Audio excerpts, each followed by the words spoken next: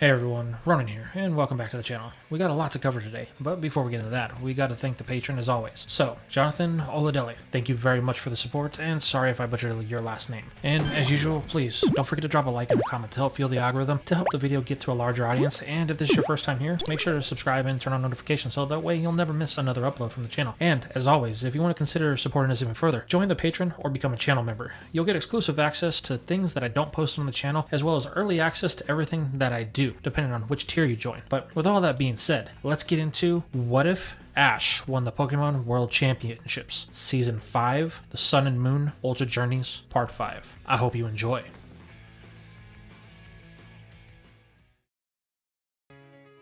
The Manalo Stadium is alive with energy, the air thick with anticipation as the crowd roars in unison. The banners of Alola's islands flutter in the breeze, and the sun hangs high in the sky, casting a golden glow over the battlefield. This is it, the top 4 of the Manalo Conference. The stakes have never been higher. 4 trainers remain, each one a powerhouse in their own right, each one carrying the hopes and dreams of the region, their Pokemon, and themselves. The battles ahead are not just about victory, they're about proving who has just what it takes to stand alone above the rest, to claim the title of champion and etch their name in Alolan history. In the stands, Ash Ketchum leans forward, his eyes wide with excitement. Pikachu sits on his shoulders, cheeks sparking with every cheer from the crowd. This is it, Pikachu, the top 4. These battles are going to be amazing, he exclaims, his voice barely audible over the noises. Beside him, Go crosses his arms, his usual calm demeanor slightly frayed. Yeah, Ash, but I still can't believe Gary just waltzed into the tournament without even competing in the Island Challenge. You guys made such a big deal about everyone having to complete that, and now he's acting like he owns the place. Ash laughs, clapping Go on the back. Relax, Go. Gary has always been like that, but you've got to admit, he's a strong trainer, so this is going to be fun to watch either way. Down on the battlefield, the announcer's voice booms over the loudspeakers. Ladies and gentlemen, welcome to the top 4 of the Manalo Conference. These trainers have fought hard to get here, and now only one question remains. Who will rise above to the top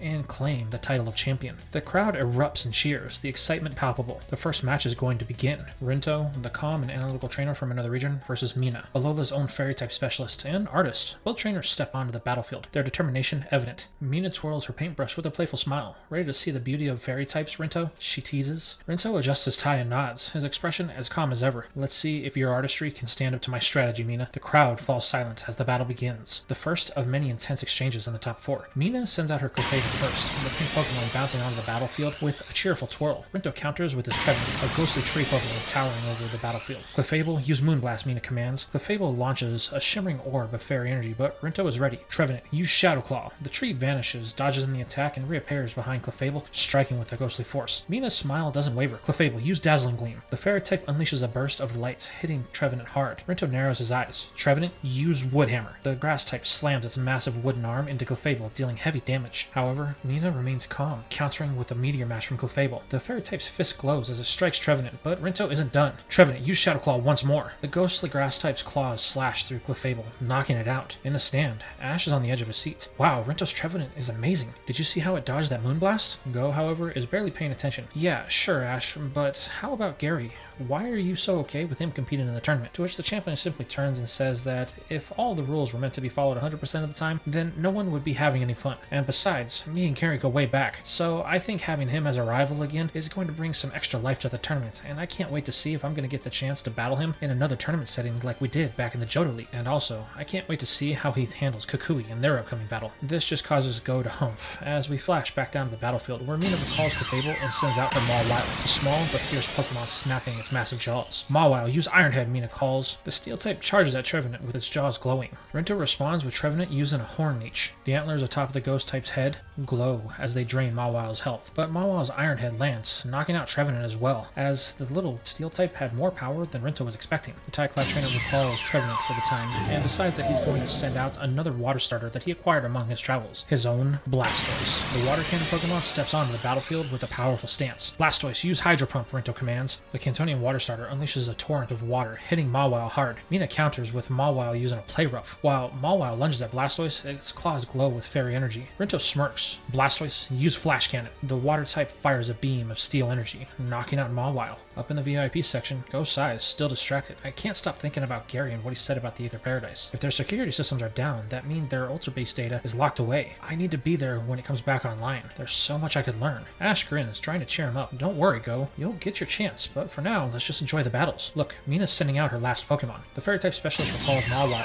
and sends in her final Pokemon, Wigglytuff. The balloon Pokemon uses Hyper Voice at Mina's command. Wigglytuff unleashes a deafening sound wave, but Rinto is ready. Blastoise, use Ice Beam. The Water-type fires a freezing beam, hitting Wigglytuff hard. Mina counters with Wigglytuff using a Dazzling Gleam. However, the balloon fairy energy strikes Blastoise, but Rinto is unfazed. Blastoise use Hydro Pump again. The Water-type's powerful attack knocks out Wigglytuff, securing Rinto's victory. Mina recalls Wigglytuff and smiles. You're amazing, Rinto. I'll have to paint this battle someday. Rinto nods, his calm demeanor unchanged. It was a good match, Mina. Your fairy types are beautiful, but beauty isn't enough to win. As the crowd cheers for Rinto's victory, the atmosphere shifts as Gary Oak and Professor Kukui step onto the battlefield. Gary adjusts his jacket and grins. Ready to lose, Kukui? I've been waiting to show you how a real trainer battles. Kukui laughs, his infectious energy on full display. Bring it on, Gary. Let's see if your research has made you stronger. Gary decides that he's going to start the battle with his Nidoking. The ground type roaring as it slams its tail into the battlefield. Kukui counters with his Venusaur. The grass type Pokemon standing tall. Nidoking, use Earthquake, Gary commands. Nidoking slams the ground, sending shockwaves towards Venusaur. However, Kukui counters with a Solar Beam. Venusaur charges the attack, but Gary isn't waiting to give it the time needed. Nidoking, use Poison Jab. The Poison type's fists glow with poison as it strikes Venusaur, interrupting the Solar Beam. Kukui grits his teeth in the process. Venusaur, use Sludge Bomb. Venusaur fires a glob of toxic energy, hitting Nidoking hard. Gary smirks. Nidoking isn't going to take that much damage from an attack like that. Now counter with Mega Horn. Nidoking charges at Venusaur, its horn glowing, and lands the devastating blow,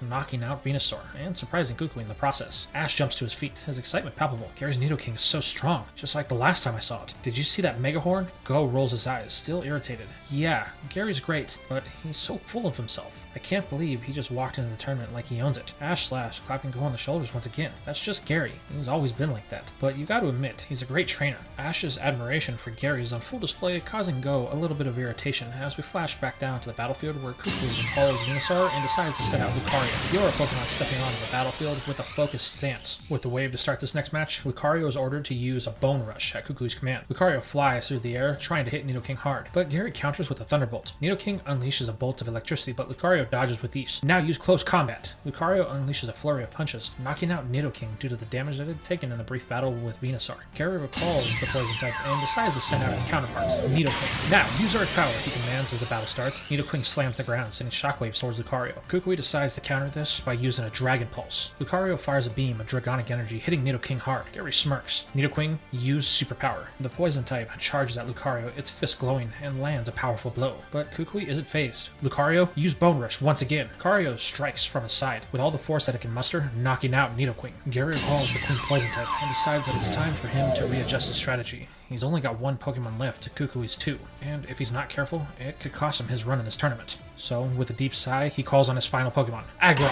The Steel type hits the battlefield, and with the call to start this final match, Gary commands an Iron Head. The Steel type charges at Lucario, its head glowing in energy. Kukui decides to counter with a Close Combat. Lucario's punches land, but Aggron's Iron Head hits hard. Gary smirks. Aggron, use Stone Edge. The Steel type launches sharp rocks at Lucario, but Kukui isn't done. Lucario, use Dragon Pulse. The fighting type's Dragonic attack strikes Aggron, dealing heavy damage. Gary grits his teeth. Aggron, use Thunder Punch. The Steel type's fists crackle with electricity as it strikes Lucario, but Kukui counters with another Close Combat. Lucario's final attack hits true as it pummels Aggron into submission, securing Kukui the victory. Gary recalls Aggron and chuckles.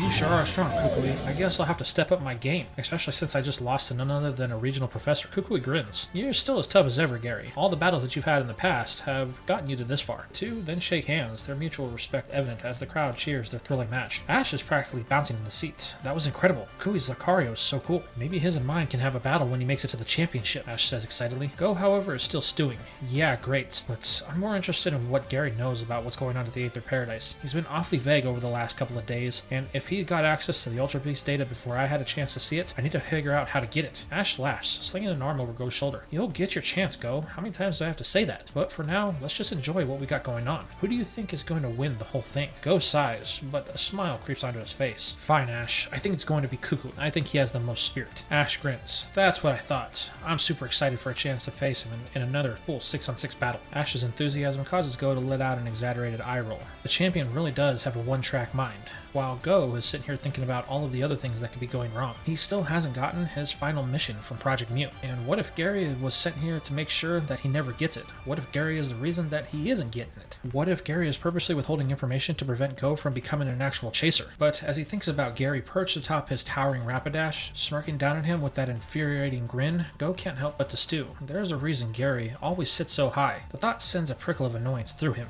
making his stomach twist in a way that's almost swoobatty, like the flurry of wings beating too fast in his chest. Ugh, why does this bother me so much? But before he can spiral any further, Ash's voice cuts through his thoughts like a hyperbeam. Go, come on, let's go. The sheer enthusiasm in Ash's tone is almost contagious. Almost. Go exhales sharply, releasing the tension in his shoulders with a deep, reluctant sigh. Fine, whatever. He pushes his frustration aside, shoving them into the darkest corners of his mind where they can't ruin the moment, with Ash and him running off to meet their other friends. As the stadium empties out for the day, the group reunites, laughter and excitement bouncing off the walls. Ash is particularly vibrating with energy, Pikachu sparking with joy on his shoulder. Mallow and the others are caught up in the thrill, reliving the battles, the victories, and everything, especially the Kukui battle that he had with Gary. But Go, his eyes dart across the group once, twice, then narrow. A quiet realization creeps in, cold and unsettling amidst the warmth of the celebration. His stomach drops. Wait a second. The noise around him fades into a dull buzz as his mind zeroes in on one glaring absence. His fingers twitch at his sides, his earlier irritation now replaced with something sharper, unease. With a voice that cuts through the cheers, calm but deliberate, Go asks the question that nobody else seems to have noticed. Hey guys, where's Kiawe? As the group wrestled with Go's questions, we shift over to the artificial island of the Aether Paradise as it floats serenely above the ocean. Its gleaming white structures bathe in golden sunlight, but beneath its pristine facade, a trio of rogue Pokemon is hard at work, plotting a digital heist that could change everything. Meowth, the self-proclaimed mastermind of this operation, crouches low behind a terminal in one of the Aether Paradise's restricted tech rooms. Its claws dance away on a modified rocket device, a jerry-rigged piece of machinery now synced with the Aether Foundation's mainframe. The Scratch Cat's ears twitch with every deep footstep, every muffled conversation from the hall. Time is a luxury Meowth doesn't have. The humans here are vigilant, and the other Pokemon, especially the wary Clefable, have started giving the trio suspicious glances. But Meowth is close. So close. 2 more days. That's all they need. 2 more days and the override will be complete. Then it can finally access the data that Pierce was after. The secrets buried deep within Aether's encrypted files. Secrets that'll point him in the direction of Jesse and James. However, a sudden crash interrupts Meowth's focus. Not again. Mimikyu and Marini are at it once more. Claws slashing, poison spurting, their furious whispers barely contained. The two have been at each other's throats since they arrived, and their consistent bickering is drawing way too much attention. Last time, a passing scientist nearly caught them mid-fight, forcing Meowth to improvise a distraction involving a conveniently spilled tray of Pokeballs. Knock it off, you twos, Meowth hisses, abandoning his work to leap between them. We ain't got time for this. One wrong move, and we're busted.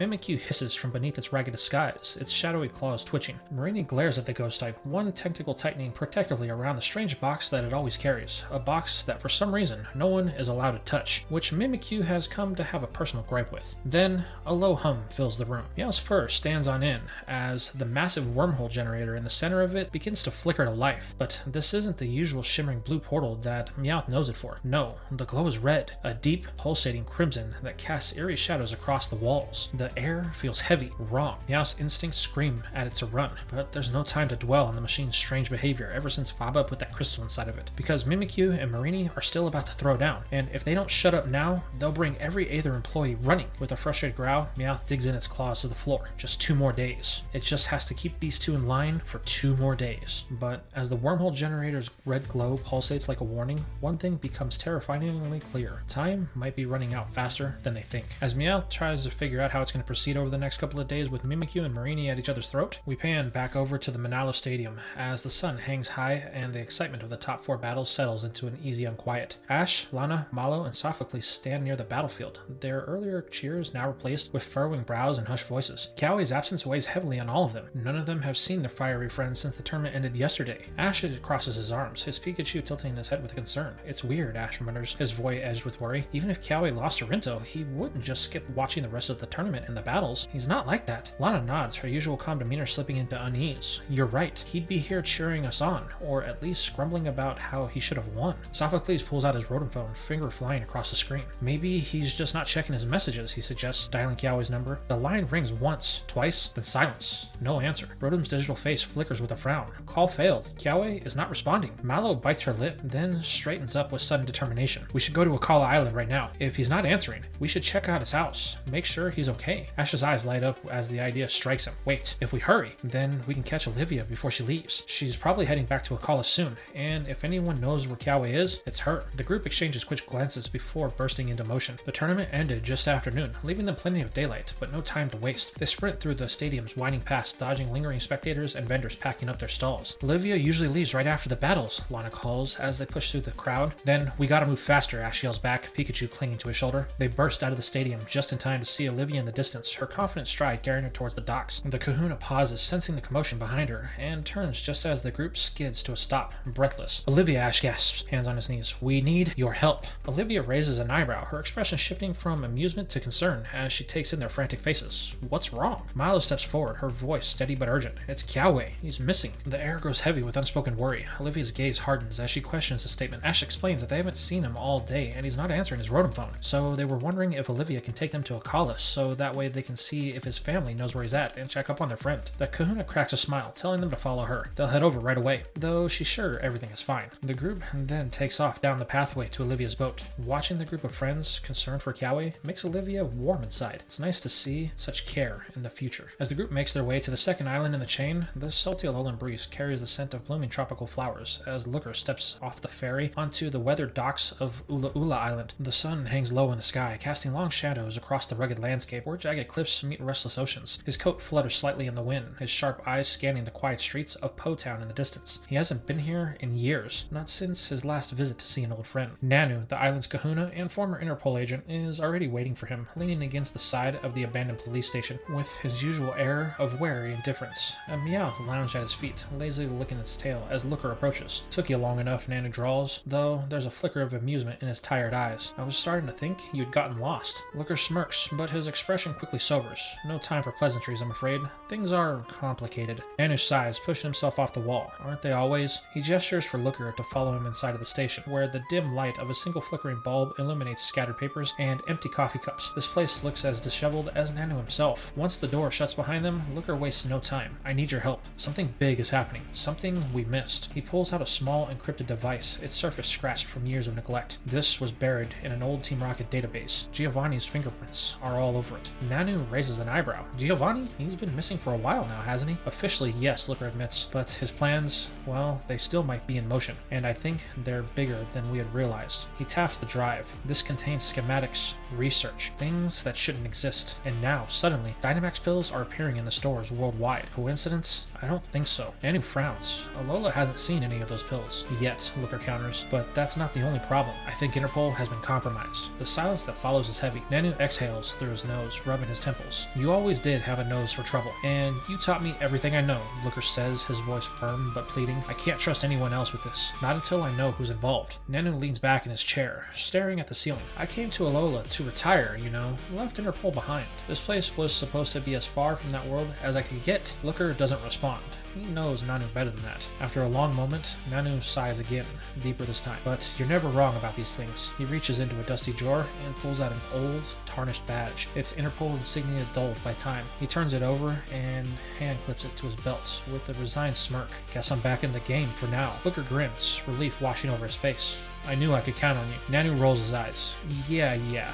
Just don't make me regret it, or make it a habit. As those two continue to discuss Nanu and his re-enrollment into Interpol, the warm Alolan sun beats down as Ash, Go, Malo, Lana, and Sophocles step onto the sandy path leading to Kiawe's family home. The air is thick with the scent of blooming flowers and the distant sound of Miltank grazing on the fields. Excitement hums among them. They are looking forward to seeing their friend, but as they approach the house, something feels off. Kiawe's parents greet them at the door, their expressions tinged with mild concern. Kiawe? He's not here, his mother says, wiping her hands on their apron. He left early this morning. Before we even woke up, we figured he had gone to the Manalo conference. Ash exchanges a glance with the others. That's not like Kiawe. He's always up with his son, sure, but he wouldn't just vanish without telling anyone. Did he happen to mention anywhere else he was going, Lana asks, her usual calm demeanor giving way to curiosity. Kiawe's father shrugs. The boy really didn't say anything. However, usually today, he has a meeting with Nanu on Ula Ula Island. He's been going there once a week for the past couple of months. However, we're not really sure why. Malo frowns. grounds. Nanu, the kahuna. That's not exactly Kiawe's usual scene. Sophocles' gears turn in his head. If Kiawe went to see Nanu, it must be serious. Nanu doesn't deal with just anything. The group falls silent for a moment, the weight of the situation settling in. Kiawe wouldn't just disappear without a word, not unless something big was happening. Malo clenches her fists, determination flashing in her eyes. Then we should go to Ula Ula and find him. Ash grins, matching her energy. Yeah, if Kiawe's in the middle of something important, we've got his back. Lana nods in agreement, while Malo crosses her arms. Only problem is Ula Ula isn't exactly next door. How are we going to get there? All of the eyes turn to Olivia. The graceful kahuna of Akala has been quietly listening, but now a knowing smile plays on her lips. You guys need another ride? Can you take us? Ash asks eagerly. Olivia chuckles. Of course. It's no problem at all. With their course set, the group hurries back to Olivia's boat, the ocean breeze already tugging at their clothes. As the engines hum to life and the boat cuts through the sparkling waves, Ash leans against the railing, staring at the horizon. What's going on with you, Kiawe? With our heroes playing hide and seek, trying to find Kiawe, we now shift the tone back to Mele Mele. The warm glow of the afternoon sun spills through the windows of Professor Kukui's house, casting long shadows across the wooden floor as Gary Oak leans back in his chair, arms crossed. Across from him, Kukui grins, still riding the high of his earlier victory in their battle. Burnett sits beside her husband, her expression thoughtful as she listens to the two trainers dissect their match. You've got real skill, Gary, Kukui says, stretching his arms behind his head. That kind of strategic thinking, no wonder Project Me recruited you. Gary smirks, but there's a flicker of frustration in his eyes. Yeah, well, skill doesn't mean much if you're out of practice, he admits, rubbing the back of his neck. If I'd been training harder, if I'd been sharper, I could have taken you down. Kukui barks out a laugh, shaking his head. Oh, I don't doubt it for a second. But hey, you're still young. Plenty of time to get stronger, uncover this world's secrets, and hey, maybe even have some fun while you're at it. Burnett chuckles, but before she can add her own thoughts, a sharp bzzz cuts off through the air. Her rodent phone buzzes violently in her pocket, its screen flashing with an incoming call. She pulls it out, eyebrows knitting together as she stares at the caller ID. Faba. This can't be good, she mutters before answering. Faba, what's wrong? The tension in the room spikes as Faba's voice crackles through the speaker, hurried and tense. Burnett, the wormhole generator. It's activated on its own, just for a moment, but it was enough to trigger the alarms. We need you back here, now. If we don't run diagnostics immediately, the system will lock down for another 3 days. Burnett's grip tightens on her phone. Understood. I'm on my way. She hangs up and looks between Gary and Kukui, her usual calm demeanor replaced with urgency. There's an issue at the Aether Paradise. The wormhole generator malfunctioned, and if we don't act fast, then we'll lose our chance to investigate and get access to the data for another 3 days. Gary stands immediately, his earlier frustration replaced with sharp focus. I'm coming with you. Whatever's going on with that machine, I've got a stake in this too. Kukui nods, but hesitates. I can watch Lei if you need. Burnett shakes her head, already moving toward the door. No, you've got your finals match with Rinto tomorrow. You need to prepare. She then scoops up Lei, who babbles happily in her arms. Besides, I'll take him with me. He loves watching scenery. Kukui exhales, then grins. Alright, but take Melmetal with you. Lei's practically glued to that big lug anyway. Might as well let it keep him entertained while you work. With a quick goodbye, the trio, Burnett, Gary, and the giggling Lei hurry out the door, Melmetal lumbering behind them. The sun hovers above in the sky as they make their way toward the docks, the air charged with the promise of something big and possibly dangerous unfolding at the Aether Paradise. As Burnett and Gary wait at the dock for their transport, the scene shifts, the warm alolan breeze rustling through the palm trees as Go, Ash, Lana, Malo, and Sophocles step onto the shores of Ula Ula Island. The air is thick with the salty tang of the ocean, but there's an underlying tension. Something isn't right here. Without a waste of a moment, the group makes their way through the winding paths of Po Town, its abandoned buildings casting long shadows in the afternoon sun. Their destination, the unassuming yet infamous home of the kahuna Nanu.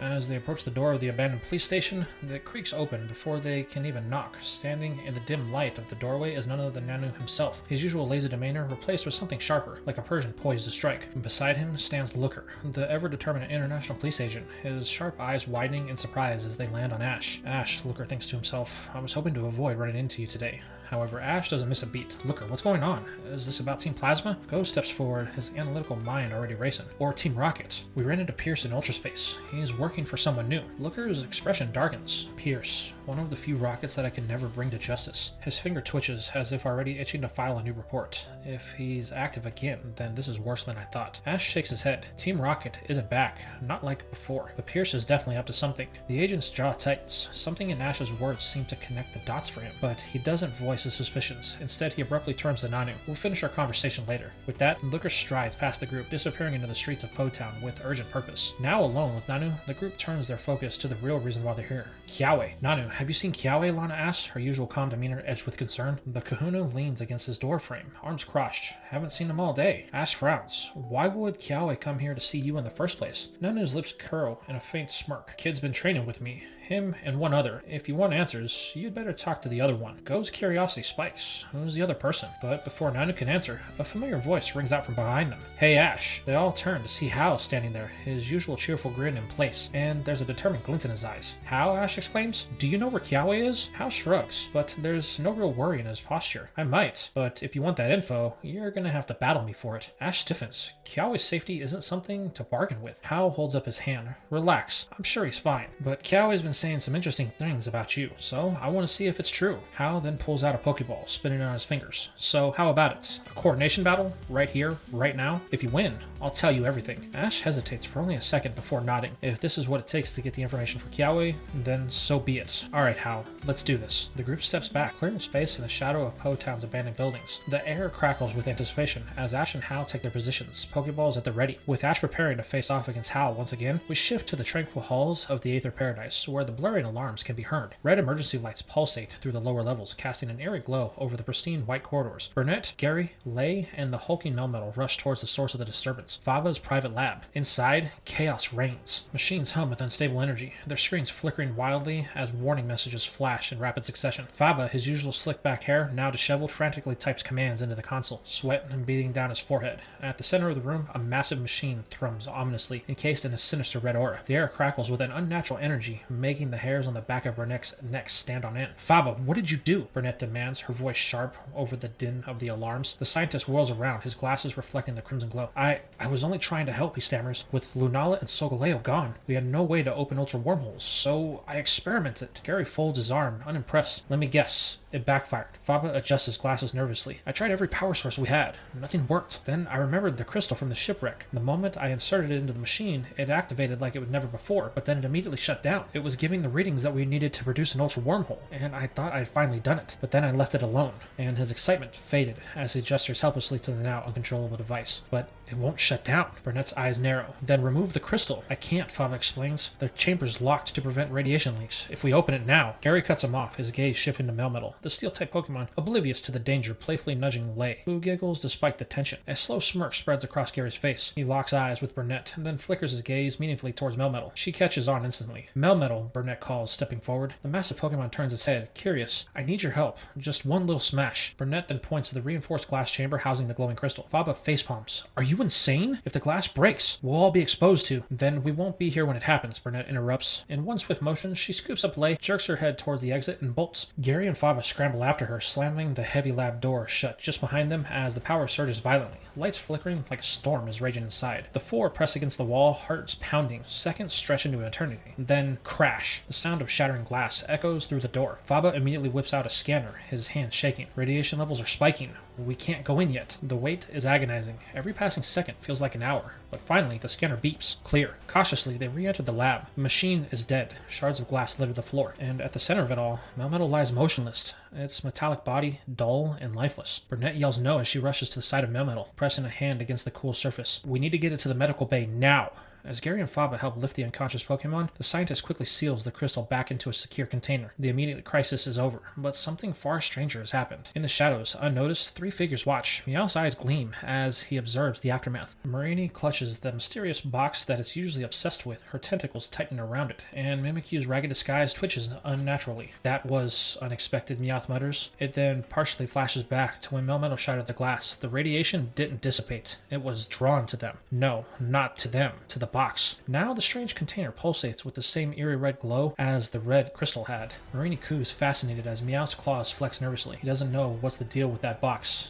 He doesn't know why it reacted to the crystal's energy, but one thing's for certain, they need to get that crystal. And if they get it, their plan will finally be set in motion. With Meowth scheming away, we then shift back over to Ula Ula Island. The sun hangs high over the alolan battlefield. As Ash and Hao face each other, they are crackling with anticipation. The Rotom Ref hovers between them, its screens flashing. This will be a 2-on-2 battle. No time limits. Trainers, send out your first Pokemon. Hao grins, twirling a Pokeball in his hand. Alright Ash, let's see how strong you've gotten. He hurls the first Pokeball. Decidueye, let's go. The grass ghost type materializes materializes in a flash of light, its wings spread as it locks eyes with Ash. Smirking, Ash says, "Alright, Gengar, you're up." With a mischievous cackle, Gengar bursts from its ball, phasing in and out of visibility, its grin wide. Ash wastes no time. Shadow Ball! Gengar rears back, forming a swirling orb of dark energy before launching it at Decidueye. But How is ready. Detect! The grass type's eyes glow as it twists in midair, narrowly avoiding the attack. In the same motion, it lunges forward, claws wraith with ghostly energy. Shadow Claw! Gengar phases away, but Decidueye anticipates this movement, swiping down. Slash! The hit connects, sending Gengar skidding back out of the shadows. Ash grits his teeth. Decidueye's faster than I remember. Gengar, quick, use Sludge Bomb. But Decidueye dodges again, retaliating with another Shadow Claw, forcing Gengar on the defensive. Ash makes a snap decision here, deciding to return his Ghost type. In a flash of red light, Gengar vanishes, and Ash immediately sends out his next fighter. Naganadel, go! The Ultra Beast screeches as it takes to the field. How blinks. Whoa, didn't see that coming. I thought Naganadel went back to its homeworld after the league last year. It did, Ash says, but for the time being, it's back, so I thought I would use it while I still can. Ash then smirks. Poison Jab, now! Naganadel darts forward, its stinger glowing violet. Decidueye tries to evade, but Naganadel is far faster than it had given it credit for, and the attack lands, poison seeping into its feathers. How grimaces at this. Man, that's not good. Decidueye, return. How's next Pokeball then flies. Alright, time to get serious. Blacephalon, show him what you got. The island native's own Ultra Beast bursts forth with a wild, almost manic energy, its head flickering like a firework. Ash's eyes widen. That's why How was training with Nanu, he thinks to himself. The boy can see the look on Ash's face and confirms this, telling Ash that this was the best place to work with an Ultra Beast, since there's no one around. Ash questions if it was Hala that told How to train here, to which the boy simply smirks. Yeah, but it took Grandpa to do some serious convincing with Nanu before I could. Now, let's get back to business. Flamethrower, How orders. Blacephalon's head detaches, glowing ominously before rocking towards Naganadel. Ash's heart pounds. Dragon Pulse again, full power! The two attacks collide, causing an explosion that shakes the battlefield. When the smoke clears, both the Ultra Beasts are panting, but Naganadel stands tall. It's clear that this Ultra Beast is still in its infancy when it comes to knowing how to battle, while Ash's, on the other hand, has proven to be the strongest of its kind. How recalls his Ultra Beast with a sigh. I was really hoping we'd gotten our timing down, but it seems like we got a lot more work to do. Nice one, Ash, but I'm not done yet. How then returns his alolan grass type back to the battlefield, though it is visibly weakened from the poison. Seeing this, Ash decides that it's no time to let up. X-Scissor! Naganadel's wings glow as it slashes forward. However, How counters, knowing that this is going to be his only real shot to win this. Use Sinister Arrow Raid! Decidueye begins to glow in Z energy as it and How's movements become one, launching the deadly barrage, but Naganadel's X-Scissor cleaves through most of them, minimizing the damage to itself. Ash sees this as his chance. Finish it! Poison Jab! Naganadel's tail glows once again in a poison ooze, and strikes with a direct hit. Decidueye stumbles, then collapses. The referee's voice rings out. Decidueye is unable to battle. The winner is Ash Ketchum. The group erupts briefly as they cheer for Ash's win. However, the boy barely hears them as his phone buzzes. His rank has only moved up to 47. How recalls Decidueye, chuckling, "Man, you're as strong as ever, Ash." The champion sighs, "Yeah, but I was hoping for a bigger jump." However, before he can dwell on it, Go steps forward. "How? Where's Kiawe? We've been looking for him all day." How's smile fades. He looks towards the horizon, where the first light of dusk touches the ocean. He's gone. Kiawe left before sunrise. Lana gasps. What? Why? Where? How shakes his head. He said he needed to get stronger. Then he just took off on Charizard. A heavy silence falls over the group. Then low murmurs echo as their thoughts become words, but this is quickly silenced. Bring. Ash's rodent form blares to life, Professor Kukui's frantic face appearing. "Ash, get to the Aether Paradise now. It's Melmetal. Something's wrong." Ash's blood runs cold. Without another word, he bolts for the docks, his friends close behind him, with Nanu still standing in the doorway of the police station, glad that the kids have finally left, as he has a lot of work to do, with Looker showing up on his doorstep after all these years. However, as the kahuna closes the door of the police station, he gives one last glance over his shoulder, as a shadow catches a glimpse from his eye. Tapu Koko, Tapu Lele, Tapu Bulu hover in the trees just outside, their eyes fixated on Ash with an unreadable intensity. The three Island Guardians seem to have something planned for the champion, but they don't look ready to enact it at this very moment. As those three seem to be planning something, in no time, we flash over to find the group in the sleek, futuristic halls of the Aether Paradise. They hum with quiet urgency as Ash, Go, Lana, Sophocles, and Malo sprint through the pristine corridors, their footsteps echoing against the gleaming white floor. Worry is plastered across their faces, brows furrowed, lips tight, eyes darting for answers. They burst into the main research chamber where Burnett stands beside a flickering holographic display, her expression grave. In a panic, Ash immediately demands to know what's going on with Melmetal, though Burnett is able to get him to calm down, as she has that mother-like tone that Ash has come to love. The professor asks if Ash remembers that red crystal she had talked about the other night, to which the boy nods. Well, Melmetal was exposed to the radiation from it. Burnett explains without preamble, gesturing to the heavily reinforced containment unit on the far side of the facility. Inside, the mysterious crimson crystal pulsates ominously, its eerie glow casting long shadows across the room. We've isolated it, but the radiation it emits is unlike anything we've seen before. Melmetal took the brunt of it when it was trying to shut down the ultra wormhole generator. Ash's fists clenched tight at his side, his stomach twisting. Is it going to be okay, he asks, voice tight with concern. Before Burnett can answer, Faba steps forward, his usual smug demeanor replaced with genuine remorse. This was my fault, he admits, adjusting his glasses with a shaky hand. I was attempting to recalibrate the ultraspace wormhole generator when it went critical. Melmetal was the only way we could shut it down, as it was the only thing that had the strength to break the containment glass around the crystal so that way it could be removed. Go exhales sharply as he crosses his arms. So what does this mean for Melmetal? Burnett crosses her arms as well, her gaze sympathetic but firm. It'll be out of commission for a while. The crystal's energy is interfering with its metallic composition, almost like it's rewriting it. We need time to analyze the effects and find a way to reverse it. Ash's jaw tightens, but he nods. If Melmetal needs rest, then that's what it's going to get. No arguments. His voice is steady, but the frustration is clear. He hates feeling helpless. Go, meanwhile, glances around the room, his eyes sharp and narrowing. Wait, where's Gary? Meanwhile, across the paradise in the containment lab, Gary stands alone in the dimly lit second research facility, his arms crossed as he stares at the glowing red crystal through the reinforced glass of its containment unit. The red light dances across his sharp features, casting his face in an eerie crimson hue. What's your deal? He mutters, more to himself than anyone else. His mind races. This isn't just some random energy source. It's reacting, shifting, almost like it's alive. Without hesitation, Gary strides to the nearest terminal, his fingers flying across the holographic keyboard. Data streams across the screens, energy readings, radiation patterns, historical logs, anything that might give him a clue. Come on, there's gotta be something here. His voice is low, determined. If that thing hurt Ash's Pokemon, if it's dangerous, he needs to understand it. Gary Oak doesn't back down from a mystery, and it won't remain unsolved. The crystal pulsates again, brighter this time, almost like it's responding to someone or something. As Gary toils away in the lab, time refuses to stop, as we find ourselves quickly at the doorstep of the finale the next morning. The atmosphere in Manalo Stadium is electric. The air is thick with anticipation as the crowd roars in unison. The finals of the Alola Pokemon League are here, and the energy is unlike anything the region has ever seen. The stands are packed with trainers, spectators, and familiar faces, all buzzing with excitement. The tropical alolan sun beats down on the battlefield, casting a golden glow over the arena as the two finalists step forward. Professor Kukui, the beloved mentor of Alola's younger trainers, and Rinto, the fierce challenger who nearly toppled Hoenn's legendary Steven Stone. This is it, a full 6-on-6 battle, no holes barred. The winner will earn the right to face the reigning Alola champion, Ash Ketchum, in an ultimate showdown. The thought sends a ripple of excitement through the crowd. Ash himself sits in the VIP section, surrounded by his closest friends, Go, Lana, Sophocles, and Malo. Normally, he'd be on his feet, cheering wildly, analyzing every move, but today, his mind is elsewhere. His thoughts keep drifting to Melmetal, injured and recovering at the Aether Paradise. The metallic giant had given everything it had to protect everyone, and now Ash can't shake the worrying gnawing at him. He keeps glancing at his Rotom phone, hoping for an update from Burnett at the Aether Paradise. Is Melmetal okay? Will it recover in time for the championship match? The questions swirl in his head, but before they can overwhelm him, Go nudges him with a grin. Hey, you're gonna miss one heck of a battle, Go says, pointing to the field where Kukui and Rinto now stand with an intense stare down. Lana leans forward, her eyes glimmering. Kukui's not holding back at all. This is the professor we know.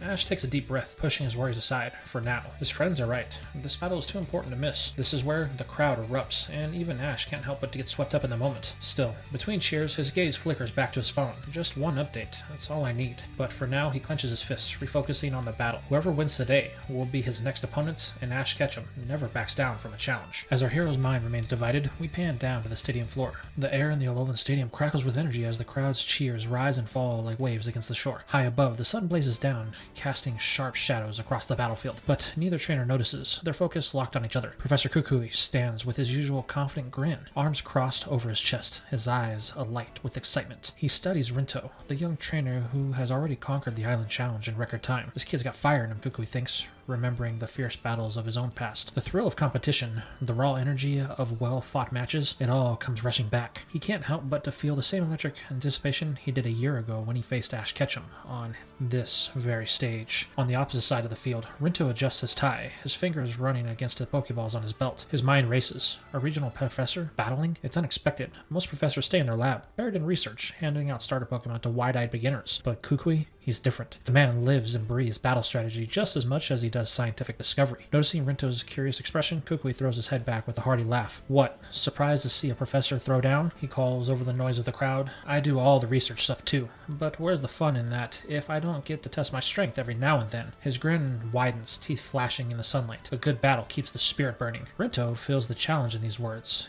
His grip tightens around his Pokeball, and the determined smile spreads across his face. "Well then, Professor," he calls back, his voice steady and full of resolve, "I'll make sure that this battle is one you won't forget." As there is a sudden surprise that is revealed when the battlefield takes on a life of its own. The ref explains that they will be battling on different terrains today, the first of any match fought in Manalo Stadium. The battlefield will shift after one side loses 3 Pokemon. Both trainers smile at this revelation. The Rotom ref flashes the signal to begin. In perfect unison, both trainers snap into action, arms whipping forward as they release their first Pokemon. The crowd erupts as 2 bursts of light explode onto the field, solidifying in powerful form, ready to fight. The ground trembles beneath their feet, the very air vibrating with the unleashed energy. The battlefield is set. A rocky terrain with scattered boulders, perfect for intense aerial clashes between Braviary and Seismitoad. Kukui's Braviary lets out a fierce battle cry as it takes to the skies, while Rinto's Seismitoad crouches low, its throat sac vibrating in anticipation. Kukui strikes first. Braviary cut through with a steel wing. The majestic eagle's wings gleam as it dives, slashing Seismitoad with a sharp metallic strike. However, the water type winces, but quickly retaliates as Rinto shouts, "Icy wind, freeze its wings!" A frigid gust blasts upward, frosting Braviary's feathers and slowing its momentum. Shaken off the chill, Braviary circles back. "Now rock slide," Kukui commands. With a powerful flap, Braviary discharges several boulders from the cliffs, sending them crashing down. Seismitoad tries to dodge, but takes a heavy hit, stumbling back. Seizing the opening, Rinto counters, "Drain Punch, steal back your strength." Seismitoad lunges, its fist glowing green as it lands a solid blow, sapping Braviary's energy to heal itself. The Novan bird falters, panting, but Kukui isn't done yet. "Hit back with everything. Superpower!" Braviary's body flares red as it plows into Seismitoad with devastating force, knocking the amphibian back. The water type barely stands upright, but its eyes burn with defiance. "Drain Punch now!" Rinto yells. Enraged, Seismitoad slams the bird with a seismic fury, the hit rattling Braviary mid-air. The impact leaves the bird wobbling, its wings struggling to keep aloft. Seeing his Pokemon on the brink, Kukui swiftly recalls it. "Braviary, return. You fought hard.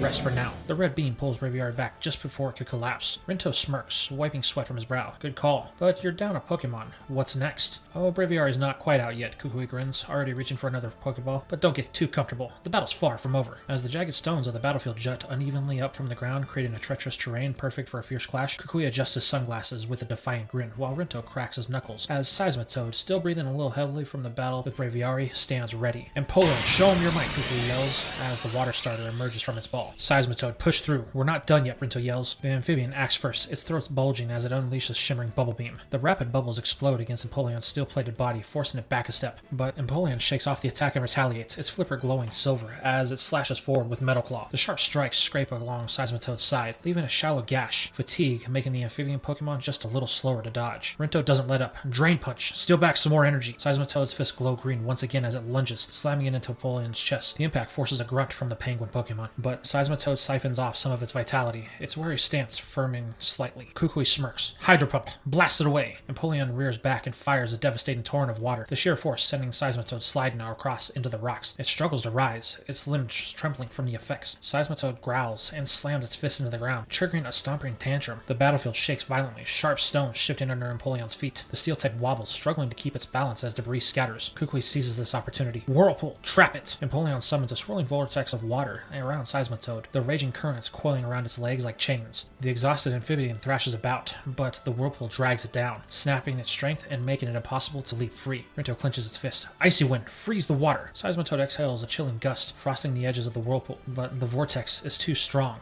and the ice shatters, leaving Seismitoad still trapped, its movements becoming sluggish. Kukui points forward. "Now, Drill Peck, end this!" Empoleon's beak glows white as it rockets forward like a spear, striking Seismitoad square in the chest. The impact sends the toad-like Pokemon crashing into the rocks, finally knocking it out as the whirlpool dissipates into mist. The winner is declared to be Empoleon. Kukui cheers as the water type raises a flipper in triumph, while Rinto recalls Seismitoad with a nod. "Good match. The whirlpool was a turning point. We just didn't have enough left in the tank." Kukui grins. "Your Seismitoad fought hard. That Drain Punch was pretty nasty." At this moment, both trainers recall their Pokemon. This could be a pivotal point in their battle, and both want to make sure that their next choice is the right one. The jagged stones of the rocky battlefield gleam under the harsh sun as Kukui adjusts his glasses once again with a confident grin. Across from him, Rinto cracks his knuckles once more, eyes narrowed and focused. With simultaneous throws of their Pokeballs, Miltank and Electros materialize on the uneven terrain, the sturdy normal type stamping the ground, while the Serpentine electric type hovers effortlessly above the scattered boulders. Miltank moves first, its powerful legs launching it forward with a devastating body slam. Electros braces as the full weight of the rolling Bullvine crashes into it, sending up up a cloud of dust. Recovering quickly, the electric eel retaliates with a cracking thunderbolt that arcs down from the cloudless sky, leaving Miltank's fur singed and smoking. Both Pokemon trade determined glances. This won't be an easy fight. Shaking off the electric burn, Miltank's forehead glows in psychic energy as it rams into Electros with Zen Headbutt, making the floating Pokemon reel back. But the eel retaliates with a spray of corrosive acid, the purple mist eating away at Miltank's hide and leaving its defenses weakened. Kukui grimaces. His tanky Pokemon won't last much longer under these conditions. Seeing an opening, Miltank rears its head back and slams its hooves into the ground, attempting to unleash a high horsepower. But Electros simply floats higher, the tremors passing harmlessly beneath it. Rinto smirks as his Pokemon Levitate ability renders the attack useless. Before Miltank can recover, Electros releases a pulsating thunder wave that locks the cow Pokemon's muscles in place, leaving it twitching and paralyzed. Desperation flickers in Kukui's eyes as he orders a milk drink to recover, but Miltank's body seizes up. The paralysis holds it in place. Electros doesn't hesitate, coiling like a spring that lunges forward with its jaws wraithed in dark energy, sinking a brutal crunch into Miltank's weakened body. The high-powered attack proves to be too much. Miltank's legs buckle, and with the final groan, it collapses in the dust. Kukui sighs, returning his fallen Pokemon to his Pokeball. Good try, old girl. You just couldn't get around that levitate. Rinto grins, giving his victorious Electros an approving nod. Perfect execution. That's how you control battle. So, as the sun shimmers across the perfect stage for a clash between two powerful Pokemon, Kukui adjusts his glasses once more. Alright, Lucario, let's show them the power of Aura. Across from him, Rinto grins as he adjusts his tie once more, before recalling his Electros and sending in Trevenant.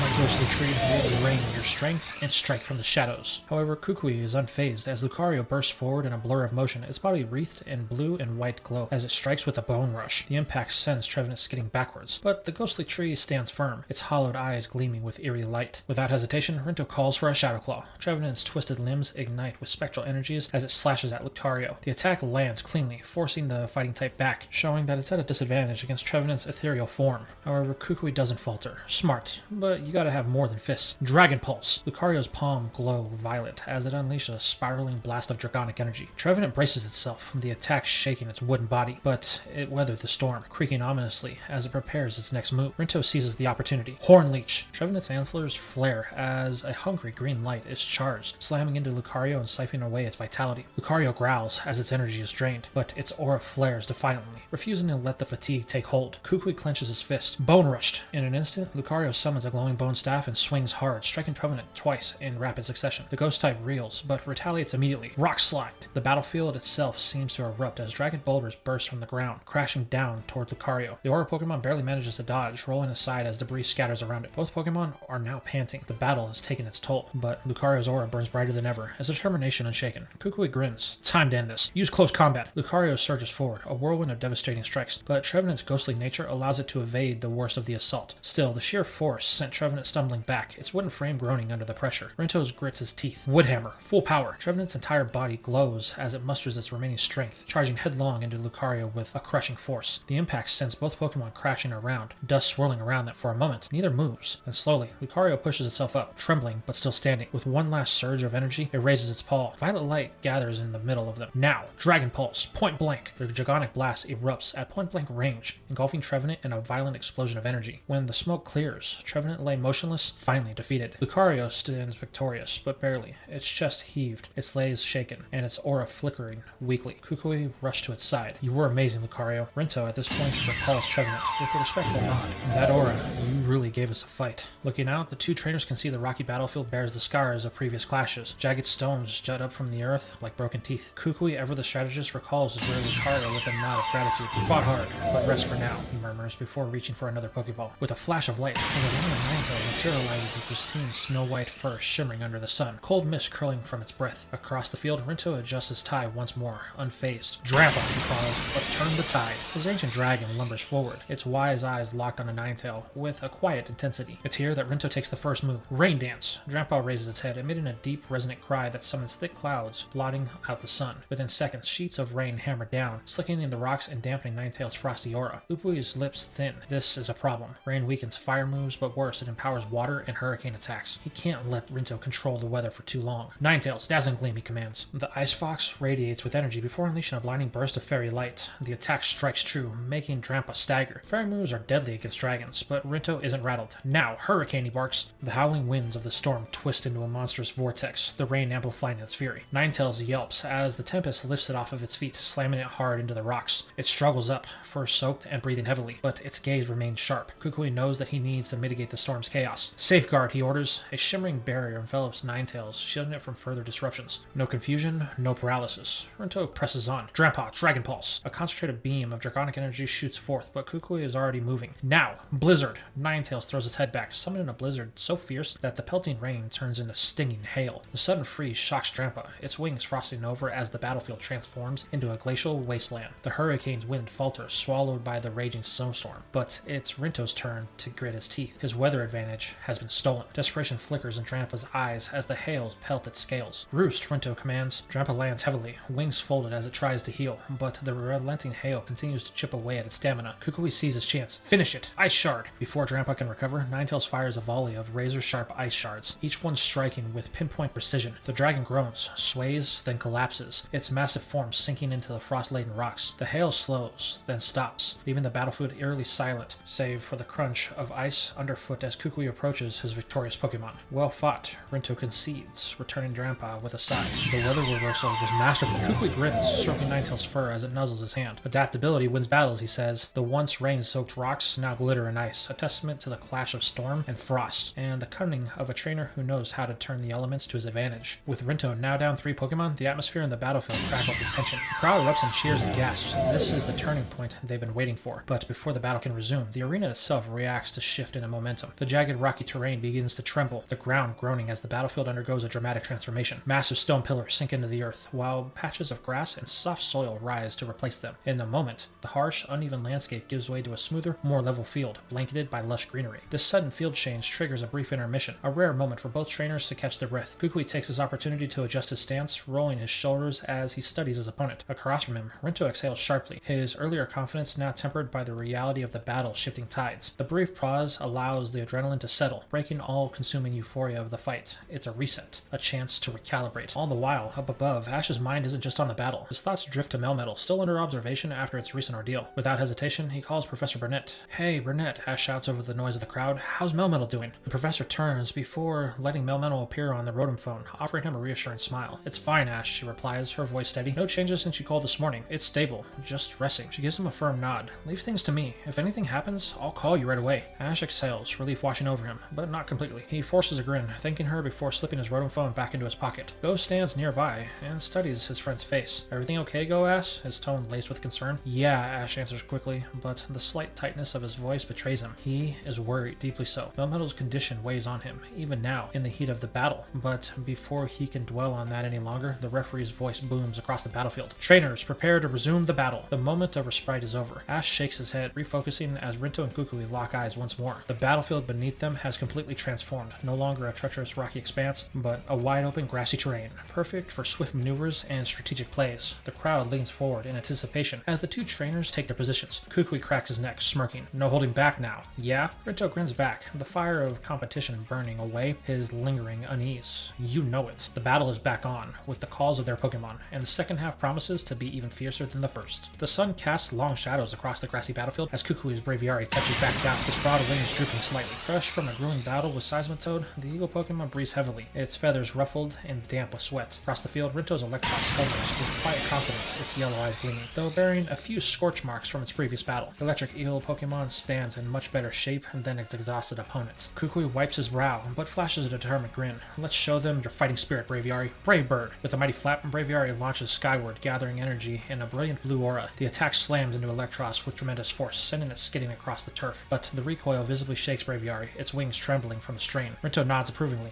Not bad for a tired bird. Thunderbolt! Electros unleashes a crackling lance of electricity that arcs through the evening air. Braviary screeches as the super effective attack connects, smoke rising from its singed feathers. It wobbles in midair, but somehow stays aloft. Seeing his opponent falter, Kukui changes tactics. Steel Wing! Braviary's wings glow silver as it swoops low, delivering a sharp, metallic strike across Electros' side. The attack lands cleanly, but Braviary's movements are noticeably slower than usual, its exhaustion now beginning to show. Electros recoils, but quickly counters with an acid spray, spewing a corrosive mist that eats away at Braviary's defense. Noxious chemicals make the already wary bird cough and shake its head, its feathers losing their luster. Time to turn up the heat, Rinto calls. Thunder Wave! Electros releases a pulse of paralyzing energy that crackles through Braviary's body. The eagle's wings lock mid-flap, sending it into an uncontrollable spiral before it barely manages to right itself just above the grass. Kukui clenches his fist. Push through. Use Steel Wing. With tremendous effort, Braviary grabs Electros in its talons before striking it with its wings. But halfway through the attack, its tired muscles muscles betray it, moving slower than usual, and when Braviary finally releases its grip, Electros twists in midair, minimizing the impact as it hits the ground. Both Pokemon face each other, panting heavily. Braviary's chest heaves with each breath, while Electros, though bruised, still has fight left in its eyes. One last big push, Kukui urges. Superpower! Braviary gathers its remaining strength and charges, slamming bodily into Electros with explosive force. The impact sends both Pokemon tumbling across the battlefield, kicking up clouds of earth and torn grass. When the dust settles, Braviary struggles to its feet. Electros, though dazed, recovers first. At Rinto's commands, it lunges forward with a crunch, its sharp teeth sinking into Braviary's wing. The eagle's pain cry echo across the field as it finally collapses, unable to continue. As Kukui recalls his fallen warrior, Rinto approaches it, victorious but battered Electros. Good work, he murmurs, placing a hand on its scorched hide. The electric type hums tiredly in response, its body sparking weakly in the gathering dust. The referee's voice rings out. Braviary is unable to battle. The winner is Rinto and Electros. Though little time is allowed for the next choices as the crowd erupts with Kukui and Rinto facing each other as they stand across from the battlefield. The score are nearly tied in this high-stakes match. Kukui's previous Pokemon lies in defeat, but his eyes blaze with determination as he grips Lucario's Pokeball. Alright partner, back in the fight. With a flash of light, Lucario lands gracefully,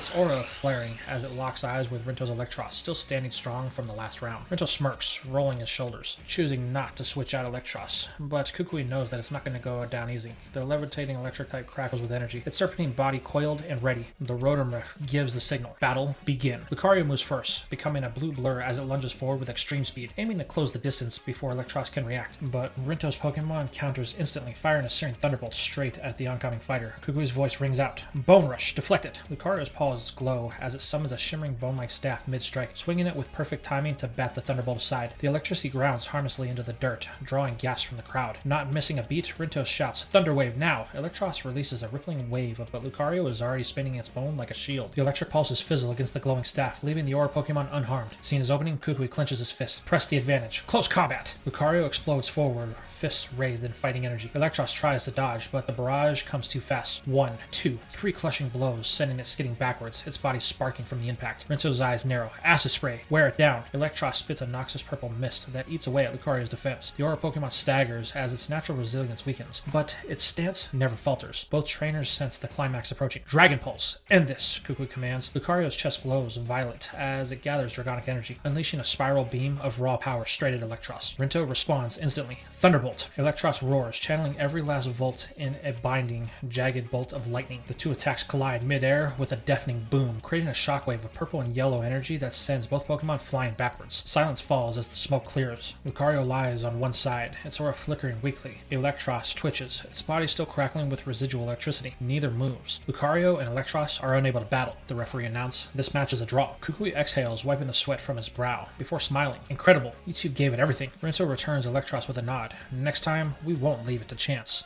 Kukui recalls his exhausted Lucario with a determined nod, replacing it with his elegant alolan Ninetales. The fox-like Pokemon stands gracefully, but its breath comes out slightly quicker than usual, evidence of its earlier battle with Drampa. Across the field, Rinto smirks as he withdraws his Electros, sending out his Gallade in a flash of light. The Blade Pokemon lands with a sharp stance, its arms gleaming like a honed steel, its crimson eyes locked onto its opponent. The crowd murmurs in anticipation. This is Rinto's signature Pokemon, and he intends to prove its dominance. Kukui acts first. Ninetales, Blizzard, he commands, hoping to overwhelm Gallade with the devastating ice storm. Ninetales summons a roaring tempest of snow and wind, the frigid blast surging toward Gallade, but Rinto doesn't flinch. Protect, he calls. A shimmering barrier erupts around Gallade just as the blizzard crashes into it, the ice shattering harmlessly against the shield. The moment the barrier drops, Rinto strikes. Now, Leaf Blade! Gallade's arms glow emerald as it dashes forward, slashing diagonally with a razor-sharp, leaf-shaped energy. The superpower attack lands cleanly, sending Ninetales skidding back with a pained yelp. Kukui grits his teeth. He needs to slow Gallade down. Ice Shard! Ninetales summons jagged shards of ice and hurls them in a swift priority strike. The frozen projectiles pepper Gallade, but the Blade Pokemon barely staggers, its fighting type resilient, minimizing the damage. Rinto seizes the opening. Close combat! Gallade lunges, fists and elbows blazing with brutal energy. The relentless barrage of strikes sends Ninetales tumbling across the battlefield, its delicate form struggling to rise. Desperate, Kukui tries to regain footing. Safeguard! Ninetales conquers a shimmering veil, allowing itself to shield it against future status moves. But Rinto doesn't need them. Finish it! Leaf Blade! Gallade's arms glow with the green energy as it delivers a ruthless slash across Ninetales' flank. The ice type crumbles, its strength spent. As Ninetales faints, the crowd erupts in cheers for Rinto and his Gallade, which stand tall. Barely winded, Kukui recalls his fallen Pokemon with a sigh, acknowledging the sheer gap in power. Rinto smirks, crossing his arms. Told you Gallade was my strongest Pokemon, he says, the statement ringing true. Every move Kukui attempted was effortlessly countered, leaving no doubt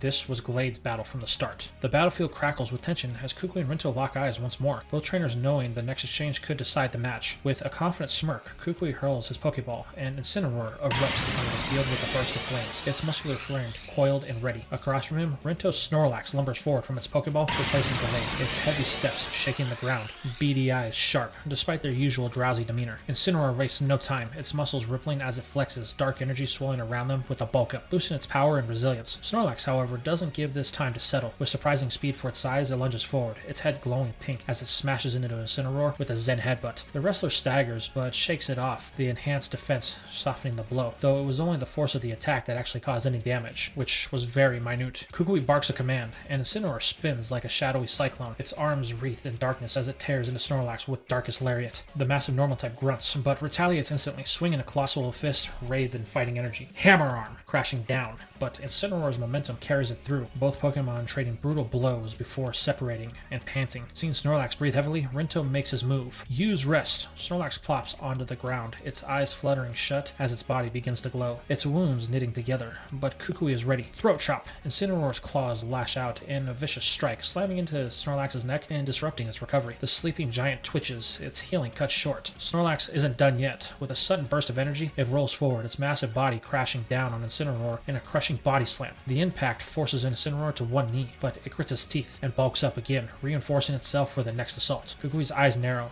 It's time to end this. Blast Burn! Incineroar rears back before unleashing a cataclysmic explosion of fire, the Inferno swallowing Snorlax whole. The battlefield trembles from the force, smoke bellowing, but when it's clear, Snorlax is still standing, its thick fat having dulled the flames. Rinto grins. Now, use Hammer Arm! Snorlax's fist comes down like a wrecking ball, slamming Incineroar hard into the ground. The wrestler struggles to rise, its body battered, but it refuses to fall yet. With the final surge of energy, it spirals again, another Darkest Lariat tearing into Snorlax. Rinto counters immediately. Zen Headbutt, and Snorlax's glowing skull smashes into Incineroar point blank. Both Pokemon reel back, barely standing. It's at this point Kukui recalls his Fire Cat to prevent a knockout. His jaw tight. You did great, he mutters before reaching for another Pokeball, sending Empoleon back in. The steel-clad penguin emerges, its gaze locked on to the wounded but still standing Snorlax. The battle isn't over, but the tides have shifted. As the afternoon sun hangs high over the alolan battlefield, its golden rays beat down on the trampled grass where a swath of Pokemon battles have been fought today. The crowd's excitement murmurs create a constant hum of anticipation as Kukui adjusts his signature glasses, the lenses flashing in the sunlight. Across from him, Rinto stands motionless, his calm exterior belying the fierce competitor within. Kukui's Empoleon stands at attention, its cobalt fur armor gleaming under the sun. The Emperor Pokemon's regal bearing shows no sign of the coming struggle, though its sharp eyes track every movement of its enormous opponent. Rinto's Snorlax yawns lazily, its massive belly raising and falling with each breath, yet there's an undeniable power in its sleepy gaze. The Rotom Ref finally gives a signal for the battle to begin. Empoleon, let's show him our strength. Metal Call. Kukui's voice rings out across the battlefield. Empoleon's flippers suddenly gleam like polished steel as it surges forward with surprising speed for its size. The crowd gasps as the metallic strikes land with resounding clangs against Snorlax's thick hide. The sleepy Pokemon stumbles back a step, leaving deep footprints in the soft earth, but quickly shakes off the attack with a dismissive grunt. Not missing a beat, Rinto counters. Snorlax hit him with a Zen Headbutt. For a creature of its bulk, the sudden lunge forward is astonishingly quick. The impact sends Empoleon skidding backwards, its steel-clad feet digging furrows in the dirt. Kukui grimaces. That one definitely left a mark. The professor quickly regroups. Shake it off. Drill Peck now! Empoleon's beak begins spinning in a terrifying speed, the air whistling around it as it thrusts forward. The drill-like attack strikes Snorlax square in the stomach, drawing a pained groan from the massive Pokemon, yet still it stands, its incredible endurance refusing to let it fall. Rinto sees his opportunity. Hammer Arm! Finish this! Snorlax's fist glows with a pulsating orange energy as it rears back like a catapult preparing to launch. The downward swing creates a shockwave that kicks up a cloud of dust, obscuring the battlefield momentarily. When it clears, Empoleon is on one knee, breathing heavily, but still defiant. Kukui's eyes narrow. Now's your chance. Hydro Pump, full power! Empoleon draws in a deep breath before unleashing a devastating torrent of pressurized water that slams into Snorlax with the force of a tidal wave. The attack sends the giant sliding backward. Snorlax wobbles unsteadily, its breathing labored. It's clearly on the ropes. Seeing his Pokemon in trouble, Rinto makes the calculated decision precision. Snorlax, use rest. With an exhausted sigh, Snorlax plops onto the grass, immediately falling into a deep slumber, a soft pink glow enveloping its body as its natural healing abilities begin repairing the damage. Kukui won't let his opportunity slip. Whirlpool, trap it. Empoleon's flippers move wide, arcing, summoning a spiraling vortex of water that coils around the sleeping Snorlax like a liquid prison. The turbulent currents prevent proper rest, causing the drowsing giant to twitch uncomfortably as residual damage takes its toll. Just when it seems Kukui has regained the upper hand, Rinto's face breaks into a knowing smile. He raises his Z-ring, the crystal blazing to life with golden energy. Alright, Snorlax, time to end this. Pulverizing pancake. The crowd erupts as Snorlax's eyes snap open, now glowing with raw Z-power. The sleeping titan suddenly leaps skyward with impossible agility, its body expanding with energy as it hurtles downward like a meteor. The impact is catastrophic. A shockwave ripples outward, sending debris flying as the very ground trembles. When the dust settles, Empoleon lies motionless in a freshly formed crater, its strength finally spent. The Rotom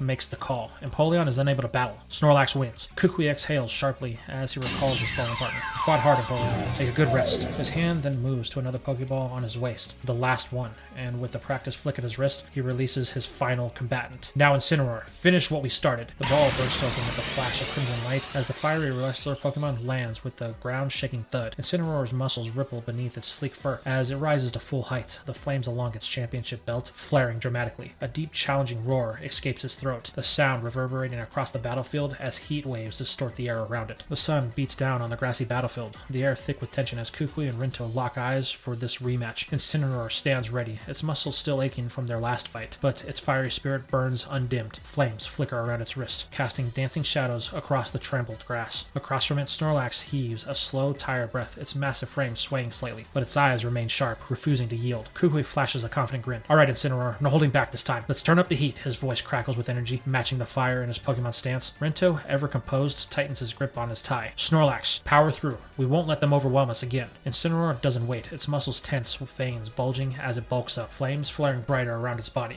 Its strength surges, its defense hardening. It's ready to strike, but Snorlax, despite its fatigue, moves with surprising speed. It lunges forward, its massive body crashing into Incineroar with a thunderous body slam. The impact shakes the ground, sending up a spray of dirt and grass. Incineroar grunts, skidding back, but its boosted defense keep it standing. Before Snorlax can recover, Incineroar retaliates, its claws darkened with shadowy energy as it delivers a brutal throat chop, striking Snorlax's neck with pinpoint precision. The dark energy seeps in, disrupting Snorlax's focus. Its ability to heal is sealed. Rinto's eyes widen slightly, realizing the danger. Snorlax staggers, gasping, but it refuses to go down. Its forehead glows with a psychic energy as it retaliates with a crushing Zen headbutt, slamming into Incineroar's skull. The force of this forces the fire Pokemon to snarl, but it shakes it off, flames flaring in defiance. Kukui doesn't let up. Now, Blast Burn! Incineroar rears back, gathering an inferno between its claws before unleashing it in a devastating explosion. Fire erupts in a roaring column, swallowing Snorlax whole. The heat is so intense that the grass beneath them chars instantly, smoke billowing into the air. When the flames clear, Snorlax stands, its fur singed, its body trembling, but still, it refuses to fall. Rinto's voice is firm. Hit back with Hammer Arm. With a deep, guttural roar, Snorlax swings its massive fist down in a crushing arc. The blow lands with a bone-jarring force, knocking Incineroar off its feet. The fire type rolls, coughing, but forces itself back up, its chest heaving. Rinto sees its chance. Now rest, but nothing happens. Snorlax's body remains locked, the effects of throat chop still lingering. Its exhaustion is too much to ignore. Its movements grow sluggish, its breath ragged. Kukui sees the opening, finishes Incineroar, Darkest Lariat. The fire type's body erupts in dark energy as it spins, becoming a whirling cyclone of destruction. The power of the bulk up magnifies the attack, turning it into an unstoppable force. It crashes into Snorlax like a storm, the impact sending the colossal Pokemon flying. Snorlax lands hard on its back, the ground trembling beneath it, and this time, it doesn't get up. Rinto exhales, returning Snorlax with a quiet nod. You gave it your all. Good job. Kukui claps Incineroar on the shoulder, his grin triumphant. That's how you finish strong. Way to push through, partner. Though they both know this isn't the end. There's one more obstacle in their way on the road to challenge Ash. Gazing across the grassy battlefield, the trembles underneath the weight of the impeding crash. The air is thick with tension. Kukui's Incineroar stands, panting, its muscles burning from the previous battles, but its eyes blaze with defiance. Across from it, Rinto's Galarian waits, poised like a blade on a sheath. Without hesitation, Rinto raises his Mega Ring, and a surge of radiant energy engulfs Gallade. Its form shifts, blades lengthen, its aura sharpens, and in an instant, Mega Gallade stands there, power humming through its veins like lightning. Incineroar snarls, digging its claws into the earth. It knows the odds are against it, but surrender isn't in its nature. Kukui grits his teeth. We're not backing down now. Gallade moves first, a blur of motion, its arm blades wraith in dark energy as it slashes forward with a Night Slash. The attack rips across Incineroar's chest, drawing a pained growl, but the fire type refuses to buckle. Instead, it roars, muscles muscles coiling as it bulks up. Swelling with raw power, its body hardens for the fight ahead. The moment Incineroar finishes, Gallade is already upon it again, leaping high as its blades glow in an emerald green. Leaf Braid, Rinto commands, arcing downwards, slicing into Incineroar's shoulder. The impact sends it stumbling, but it retaliates instantly, spinning like a storm. It hurls itself into Darkest Lariat, its body a whirlwind of shadowy forces. The blow smashes into Gallade, sending it skidding backwards, dirt kicking up in its wake. Kukui knows they're running out of time. Incineroar is slowing, its breath is ragged. There's only one chance left. Now Incineroar, Malicious Moonsault. Finish this! Incineroar's body erupts in dark fire as it rockets skyward, twisting midair, the sheer force of its Z-move shaking the battlefield. It plummets like a meteor, a living weapon aimed straight for Gallade. But Rinto's voice cuts through the chaos with a calm demeanor. Protect. A shimmying barrier snaps into existence around Gallade just as Incineroar crashes down. The collision sends shockwave through the ground, grass tearing from the roots, dust exploding outward, but the shield holds. The Z-move dissipates, leaving Incineroar kneeling, drained, and then Gallade strikes. Before Incineroar can react, Gallade is there, fists wreathed in fighting energy, a relentless barrage of a close combat. Each punch, each kick lands with devastating precision, driving Incineroar back, but this is what Kukui wanted. Then, with the final call, the professor yells for a blast burn, but the command was milliseconds too late. Incineroar's legs give out. With one last shuddering breath, Incineroar collapses, the fight leaving its body. Everyone watches in silence as the final battle comes to an end. From the VIP section, Ash watches as Rinto and Gallade look up at him, the first challenger for his title finally determined. And this is where we are going to end things for now. So tell me, how did you guys feel about this massive part? I know I said that this was going to be the finale, but after writing it and realizing how long it was, I decided to split it into 2 parts. So I promise, the next one will be the finale, where we get to see Rinto challenge Ash. But tell me, how did you feel about the battles in this part? What did you think about the full 6-on-6 between Kukui and Rinto? Did you find it exciting? And do you feel like Rinto has justified his spot in challenging Ash for his title? How about what's going on with Meowth and everything that's going on at the Aether Paradise? And how Melmetal has been affected? How is that going to play out going into the finale of this part? And let's not forget the Island Guardians. What do they seem to be up to? As when Ash makes an appearance on their respective islands, it seems like that they seem to be watching the boy for some reason. What do you think that is? Let me know your guys' thoughts, comments, and theories in the comments down below. And as always, thank you for watching, and I will see you in the next video.